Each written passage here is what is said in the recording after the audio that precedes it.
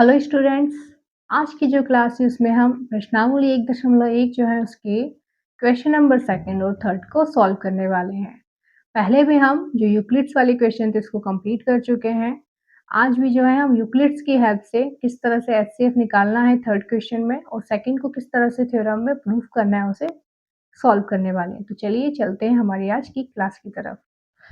तो बच्चों, जो लास्ट की क्लास थी उसमें हमने एक्सरसाइज 1.1 मतलब हमने एक जो एग्जाम्पल था उसको भी कंप्लीट किया था और उसके साथ हमने ये वाला जो क्वेश्चन एक्सरसाइज 1 मतलब प्रश्नावली 1.1 का फर्स्ट क्वेश्चन जो था उसको हमने कंप्लीट कर लिया था। और अब जो है हम स्टार्ट करेंगे क्वेश्चन नंबर सेकंड।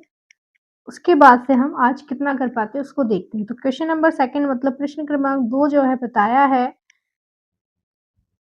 कि दर्शाइए कि कोई भी धनात्मक विषम पूर्णांक 6q+1 या 6q+3 या 6q+5 के रूप का होता है जहां q कोई पूर्णांक है। ओके, q जो है यहाँ पर क्या बताया, कोई पूर्णांक है। तो हमको बेटा हमने पहले जो है इसमें एक ऑलरेडी हम एक कर चुके हैं। ये थ्योरम था हमारा जिसमें हमने यहाँ धनात्मक विषम पूर्णांक को हमने 4q+1 4q+3 और उसके बाद जो ओड नंबर है वो 1 3 4 4 आएगा नहीं 5 7 इसी सीरीज में बढ़ते हैं।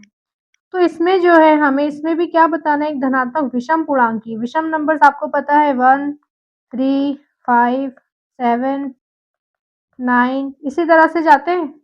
9 तो नहीं जाएगा, 11 जाएगा। ओके, तो ये क्या है, आपके विषम नंबर्स होते हैं। तो इसी को ही जो है हमें थ्योरम में फिर से एक्सप्लेन करना है। तो चलिए स्टार्ट करते हैं क्वेश्चन नंबर सेकंड।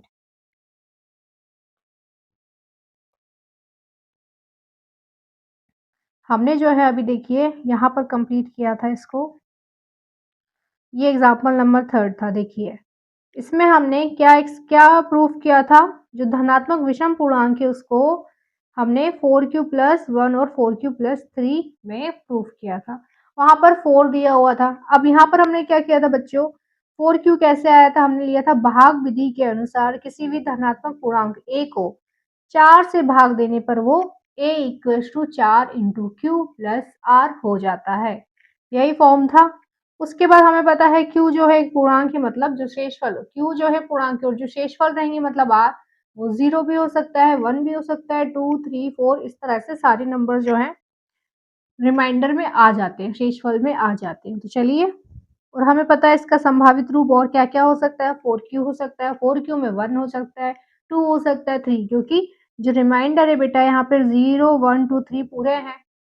तो हमने इसमें से सिर्फ क्या निकाल लिया, विषम संख्याएं निकाल ली। विषम आपको पता था 1 3 5, इसके आगे भी और जो नंबर्स होते हैं उसको हम शो कर सकते हैं। तो चलिए चलते हैं अब।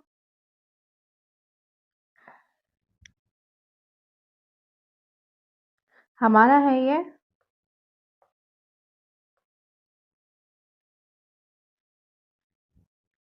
प्रश्नावली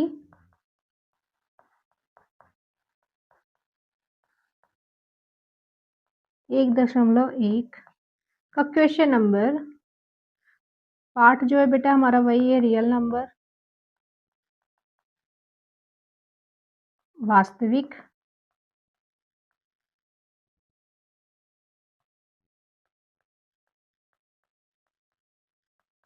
संख्या। ओके, तो देखिए यहाँ पर हमारा जो क्वेश्चन नंबर सेकंड है वो बोलता है क्या कि हमको जो ओड विषम मतलब धनात्मक विषम विषम जो नंबर्स हैं उनको बताना है किस फॉर्म में, 6q+1 6q+3 6q+5 में।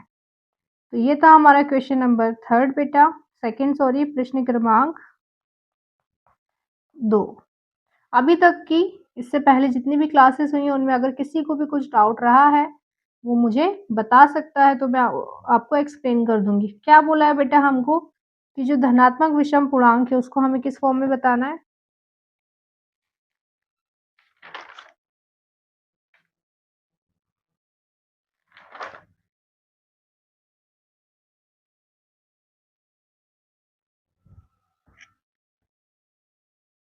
हमें क्या पता है इसमें बच्चों, देखो भाग विधि के अनुसार अगर हम देखें,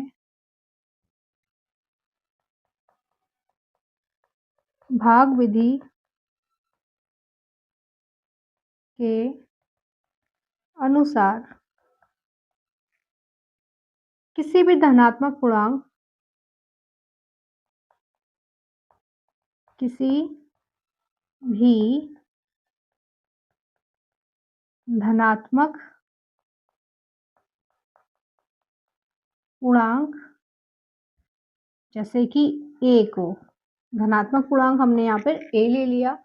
ए को अगर हम वहाँ 4 से भाग दे रहे थे बच्चों, यहाँ पे 6 वाले लाइन में बनाना है हमको, तो हम को 6 से भाग देने पर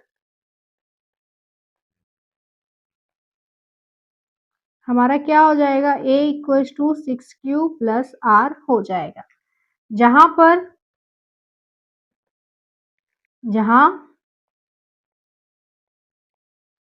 q क्या है, एक पूर्णांक है बच्चों,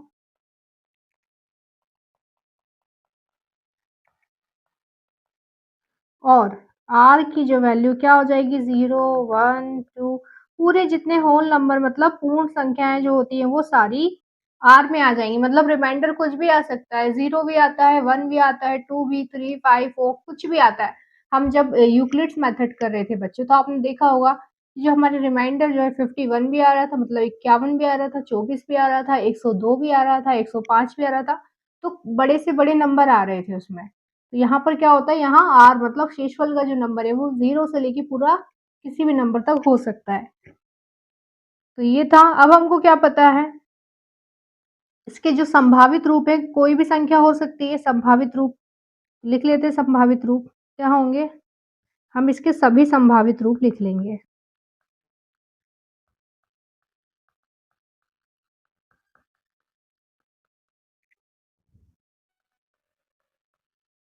संभावित रूप क्या होगा बच्चों, कोई भी संख्या हो सकती है, जैसे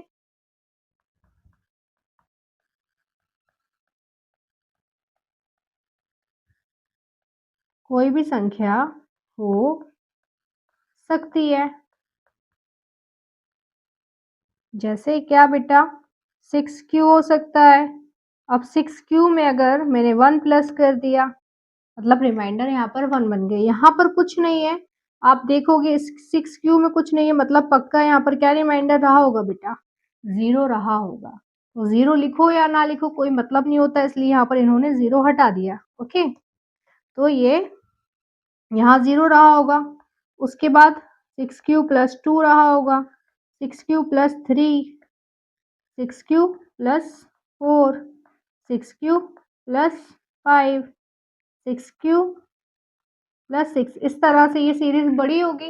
अब हमें इसमें से क्या निकालना है, हमसे सिर्फ उन्होंने पूछा है क्या, धनात्मक विषम पूर्णांक। उन्होंने सिर्फ हमको क्या पूछा है बच्चों, धनात्मक, यहाँ हमको पूछा क्या है, धनात्मक विषम पूर्णांक इन्होंने पूछा है। तो क्या करेंगे, हम इन सारे नंबर्स में से उसको निकाल लेंगे। आपको पता है विषम संख्याएं क्या होती हैं, जो 2 से भाग नहीं जाती, तो 1 3 5 7 इस तरह के जो नंबर्स रहते हैं वो क्या होंगे बच्चों, विषम संख्याएं होंगी। तो जहां पर रिमाइंडर ये आ रहा है, जहां पर शेषफल में हम ये नंबर्स ले रहे हैं, वो विषम संख्याएं हो जाएंगी। तो चलिए ले लेते हैं। हमको पता है क्या बच्चा, हमारे पास है क्या,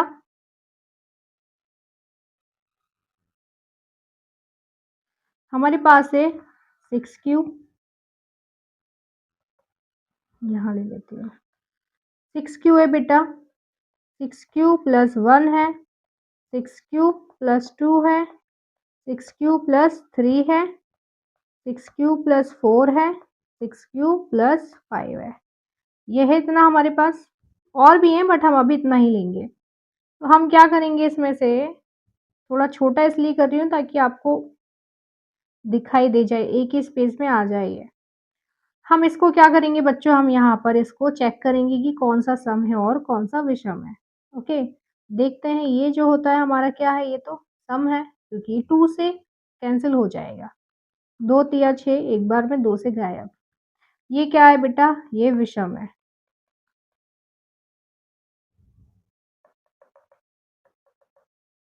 क्या है ये विषम है। उसके बाद क्या है, ये दोनों मतलब 2 से चला जाएगा तो ये सम है, ये 3 आ गया मतलब ये विषम है, ये सम, ये विषम। हमको यही तो निकालना था, हमको यही बताना था कि ये सारे जो हैं विषम नंबर्स हैं। क्वेश्चन हमको यही बोला था कि हर एक जो धनात्मक मतलब हर मतलब धनात्मक विषम विषम संख्या रहेगी, विषम संख्या जो रहेगी उसको हमें 6q + 1, 6q + 3, 6q + 5 में लिखना है। तो आप यहाँ पर अगर ध्यान दोगे बच्चों, तो हमने इसमें से जब छाँटा है सारा, तो सम और विषम हमने अलग-अलग कर दिए हैं। अलग-अलग एक उसमें रख दिए कि भाई ये सम है, ये विषम है, ये मतलब ये 2 से भाग जाएँगे, ये नहीं भागेंगे, पूरी-पूरी तरह से विभाजित नहीं होंगे। तो हम इसको देख लेते हैं कि इसमें जो विषम है वो कौन-कौन से हैं। तो आप देखो ये रहा, ये रहा, ये रहा। इनको हम क्या लिख देंगे, मतलब इससे हम क्या प्रूफ हो रहा है कि हर जो संख्याएँ हैं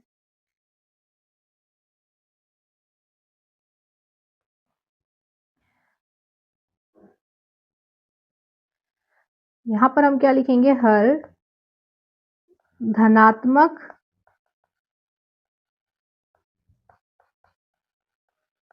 विषम पूर्णांक को 6q + 1, 6q + 3 और 6q + 5 के रूप में लिख सकते हैं, के रूप में लिख सकते हैं। ये था हमारा क्वेश्चन नंबर 2 जिसको हमने बहुत अच्छे से स्टेप बाय स्टेप समझा। ओके, हमें ये पता था बेटा यूक्लिड से कि भाग विधि के अनुसार क्या था, भाग विधि जो थी वो कौन सी थी, यूक्लिड्स थी। यूक्लिड से हमने क्या देखा कि यूक्लिड्स के अनुसार किसी भी धनात्मक पूर्णांक को अगर हम मतलब a जो है उसको 6 से भाग देते हैं तो हमारा जो फॉर्म बन जाएगा नया, क्या हो जाएगा, a = 6q + r, जहाँ r रिमाइंडर कुछ भी हो सकता है, 0, 1, 2, 3, 4, 5, 6 कुछ भी r हो सकता है। हम इसके सारे संभावित रूप जो होते हैं जितने हो सकते हैं हमने इसको सबको लाइन से ले लिया। कहाँ तक, जहाँ तक इन्होंने हमको बोला था 6q + 5 से एक कदम आगे हमने ले लिया। अब उसमें से हमने क्या कर दिया, सम नंबर्स को छाँट दिए, विषम नंबर्स को छाँट दिए। तो हमें यहाँ क्या प्रूफ हो गए, जो विषम नंबर है हम उनको क्या कर सकते हैं, धनात्मक विषम पूर्णांक को हम इसके जो फॉर्म दिए हुए हैं उसमें लिख सकते हैं। ओके, यहाँ देखो आपको एग्जाम्पल में बच्चों 4q + 1 वाला आ गया था। यहाँ क्वेश्चन में आपको 6q + 1, 6q + 3, 6q + 5 वाला आ गया। बट इसके अलावा आपको क्वेश्चन कुछ और भी आ सकता है। ओके, तो आप हमेशा क्या करोगे, आपको ये वाला तो पूरा कॉन्सेप्ट क्लियर हो गया कि हमें इस फॉर्म में लिखकर, इस सीरीज में लिखकर आपको क्या करना है, सम विषम को निकालना है। अगर यहाँ पे मैंने 6 से भाग कर दिया था क्योंकि हमको 6q वाले फॉर्म में करना था। पहले वाले में मैंने 4 से भाग किया था क्योंकि हमको 4q + 1, 4q + 3 इसमें लाना था।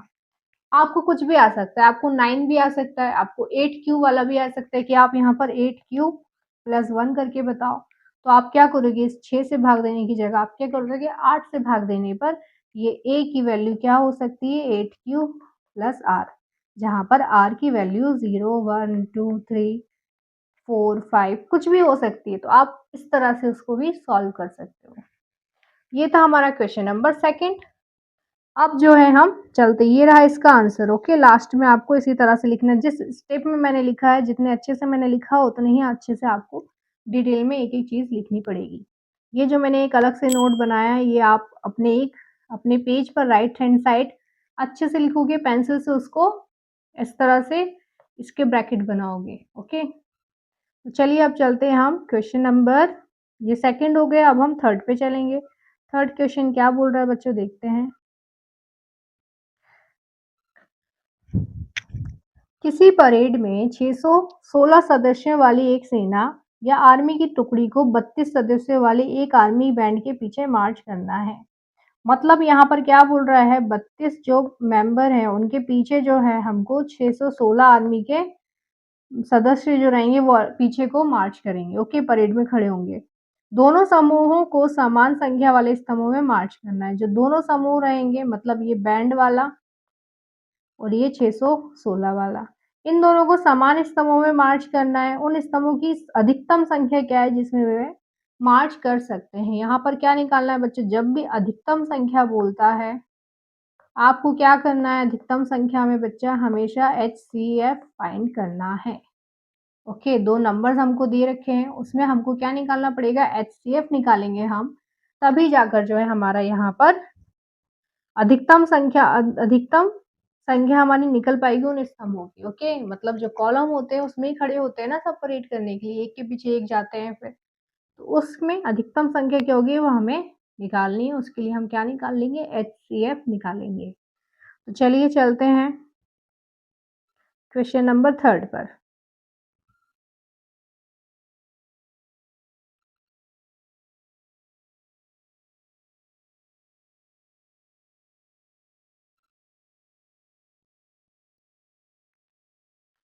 हमको पता है क्या, 2 आर्मी है हमारे पास।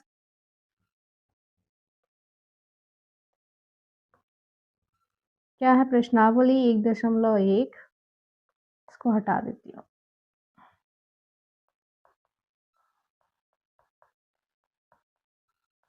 प्रश्नावली 1.1 का क्वेश्चन नंबर है बेटा 3। ओके, हमको क्या पता है बेटा इसमें कि जो आर्मी मतलब जो नंबर्स हैं, एक आर्मी के जो 2 ग्रुप हैं। ओके, आर्मी में कितने ग्रुप दिए हैं, मतलब सेना में, सॉरी हिंदी में लिखना है।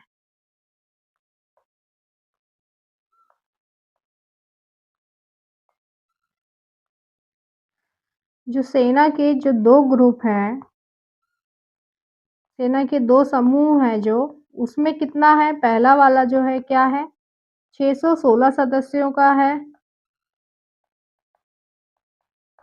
और जो बैंड वाला है, ओके, बैंड वाला जो समूह है वो कौन से कितने हैं बेटा, उसमें 32 लोग हैं, 32 सदस्य हैं। ठीक है, ये हमको समझ में आ रहा है। अब हमको क्या निकालना है कि इनको जो है, ये जो 616 है बेटा, इनको भी इस तरह से कॉलम में जाना है और इसको भी इतने कॉलम में जाना है, मतलब एक बराबर के जो स्तंभ बनेंगे। तो उसमें कितने हमारे जो अधिकतम नंबर आ सकते हैं कि स्तंभ में, हमको ये निकालना है। तो चलिए देखते हैं कैसे निकाल सकते हैं। हमको जब भी बेटा अधिकतम संख्या जब निकालनी होगी, जब अधिकतम कॉलम निकालने हैं,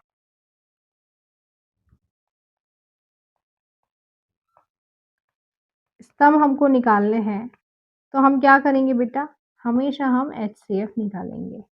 HCF निकालने के आपके पास 2-3 तरीके हैं। कैसे, एक तो यूक्लिड से, एक प्राइम फैक्टराइजेशन मेथड है, जो आप इसी चैप्टर में आगे पढ़ने वाले हो, प्राइम फैक्टराइजेशन मेथड। बट अभी तक हमने क्या पढ़ लिया है, यूक्लिड्स पढ़ लिया है, तो चलिए उसी की प्रैक्टिस करते हैं। हम क्या करेंगे, दोनों के HCF निकालेंगे। तो क्या करना है हमको, पहले की स्टेप हमको पता है, हमारा पहला नंबर क्या हो जाएगा, HCF के लिए यूक्लिड्स में क्या होता है बेटा, यूक्लिड्स में क्या होता है, A equals to B into Q plus R. Okay, जहाँ आर 0 1 2 3 4 5 कितना भी हो सकता है। ओके, रिमाइंडर मतलब शेषफल।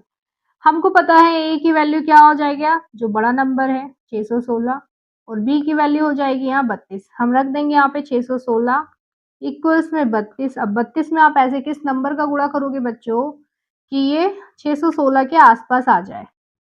तो चलिए देख लेते हैं हम क्या करेंगे। 32 में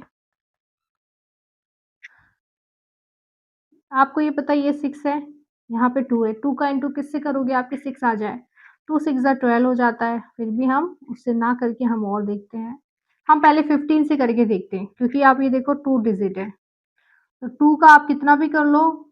देखो यहाँ यहाँ पर ये 320, अगर 10 से कर रहे हैं तो 320, मतलब 616 से 320 बहुत ज़्यादा छोटा है, मतलब हमें ये जो 10 है 10 से भी बड़े नंबर्स लेने पड़ेंगे।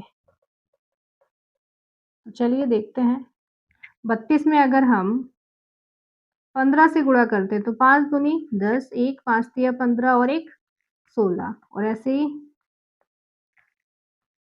तो ये 480 आ रहा है, मतलब 15 से करने पर ये आ रहा है। अभी हम और थोड़ा-सा करके देख लेते हैं। ओके, चलिए देखते हैं। 15 से हमारा 480 आ रहा है, हमें 616 के आस-पास जाना है, फिर भी अभी भी ये जा सकता है। अब हम क्या करेंगे यहाँ पर 18 से करके देखते हैं। 8 एकम 8, 8 दूनी 16, 8 एकम 8, 8 दूनी 16, 8 तिया 24 और 1 25, 2 3 6 7 5, ये 576 हो गए। मतलब अभी भी हम अगर इसमें 32 जोड़ेंगे तो ये शायद थोड़ा-सा बड़ा नंबर आ सकता है। ये 8 608 आ सकता है। कितनी बार में बेटा? 19 बार में। 19 टाइम में अगर हम 32 का इंटू 19 में करेंगे तो हमारा 608 आ जाएगा, मतलब 616 के आसपास आ जाएगा। तो हम एक नंबर और बढ़ाते हैं और फिर से करके देखते हैं। क्या कर रहे हैं हम? 19 से 9 एकम 9, 9 दूनी 18, एक गया। 9 एकम 9, 9 दूनी 18, 9 तिया 27, 27 और 1 28 हो गया। यहाँ 32, तो ये 8 10 3 5 और 1 6, 608 हो रहा है। ये हमारा Q की वैल्यू अगर 19 हो गई तो R की वैल्यू क्या हो जाएगी बेटो? 616 से 608 हमने घटा दिया तो हमारा 8 आंसर आ जाएगा, मतलब रिमाइंडर 8 आ गया। यहाँ वैल्यू पुट करते हैं। हमने 19 से गुणा किया था तो रिमाइंडर 8 आ गया।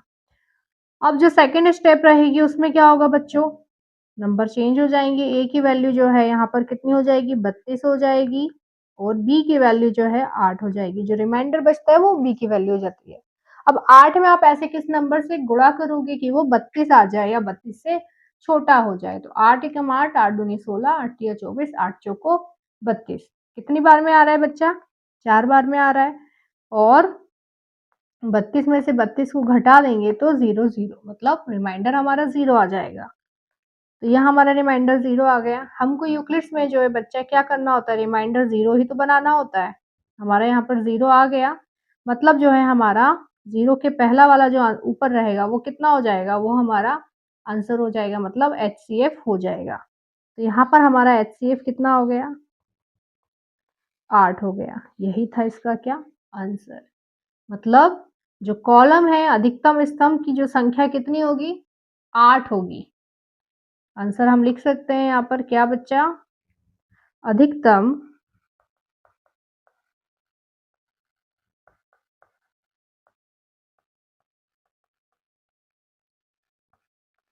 स्तंभों की संख्या कितनी होगी बच्चा? 8 होगी। मतलब यहाँ पर जो है ये लोग 616 और 32 जो लोग हैं वो पूरे ऐसे 8 स्तंभों में खड़े होकर परेड करने वाले हैं। ओके, तो ये था हमारा क्वेश्चन नंबर 3। इसको मैं प्राइम फैक्टराइजेशन मेथड से भी बताती हूँ आपको, आपको उससे भी समझ में आ जाएगा। चलिए, हमारे थे 2 नंबर्स, क्या था? एक 616, एक था 32। निकालना था हमें इसका HCF। 32 का आपको पता है बच्चों क्या होता है? 2 दूनी 2, सॉरी 2 एकम 2, 2 एकम 2, एक यहाँ आया, 2 छीक 12, 2 अट्ठे 16 हो जाता है, 2 चौको 8, 4 बार में 8 आ जाता है, फिर 2 बार में 4 भी आ जाता है, फिर 2 एकम 2। तो यहाँ पर कितने हो गए? 2 इंटू 2 इंटू 2 इंटू 2 इंटू 2। ये देखो आप, मतलब ये 2 दूनी 4, 2 दूनी 4, इस तरह से आ रहा है 32। चलो अभी हम इसको 616 को देखते हैं। 616 को हम कैंसिल करेंगे अगर तो आ रहा है बेटा 2 तिया 6, 1 नहीं आता है तो हम यहाँ 0 लेंगे, क्योंकि एक जो है वो 2 से छोटा है तो हम उसको 0 लगा के ये 16 कर देंगे, इसको 16 बना देते हैं। 2 अट्ठे 16 हो जाएगा, फिर 2 एकम 2, यहाँ 1 कैरी हो गया, 10 हो गया, तो 2 पंजे 10, 2 चौको 8, 2 सत्ते 14 और 1 यहाँ पर आ गया 7, 2 सत्ते 14। आप देखो यहाँ पे 7 एकम 7, 7 एकम 7, तो फिर ये 11 एकम 11। तो आप यहाँ पर देखोगे बच्चों दोनों में कॉमन नंबर क्या है? कॉमन नंबर लेने के लिए, मतलब HCF लेने के लिए हम क्या करते हैं? जो हाईएस्ट कॉमन फैक्टर होते हैं वो। हमने इनके कॉमन्स चेक किए, क्या आ रहा है बच्चों यहाँ पर?